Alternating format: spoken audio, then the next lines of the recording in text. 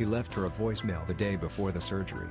She didn't listen to it until 3 years later. Nobody tells you how loud a phone can feel when the person who called you is no longer alive. For 3 years, Claire kept that one unopened voicemail at the bottom of her call log. It was from Mark, her husband, left on a Tuesday afternoon, just a few hours before his heart surgery. The surgery that, on paper, was routine.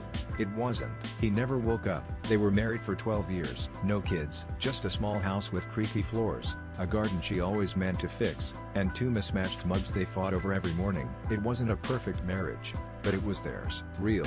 Lived in.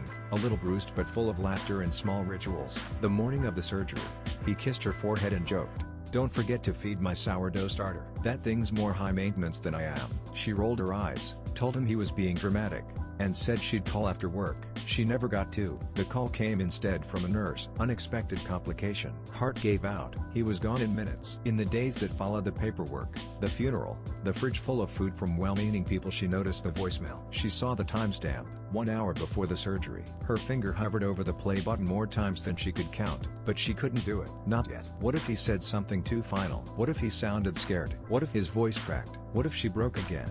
So she left it, switched phones, synced everything, never deleted it. 3 years passed, quietly, like fog. She started going on walks again, adopted a dog, learned how to make sourdough, just to feel close to him. Sometimes she'd talk to him out loud in the car, like he was riding shotgun. Then one ordinary Tuesday, she opened her phone and saw it again, one unheard voicemail. She didn't plan it, didn't light candles or pour wine or sit in silence. She just tapped play, standing barefoot in the kitchen, waiting for toast. His voice filled the room. "Hey, you, I know you're probably at work and ignoring my call rude. Anyway, I'm about to head in. Just wanted to say I love you, and I promise I'll be fine, but if for some weird reason I'm not, please remember this: being loved by you was the best thing that ever happened to me. And also don't kill my sourdough starter. That thing has dreams." She laughed, a real laugh, the kind she didn't know was still in her. Then she sat down on the floor, toast forgotten, and cried for the first time in months. Not because of the pain but because of the gift of hearing his voice again,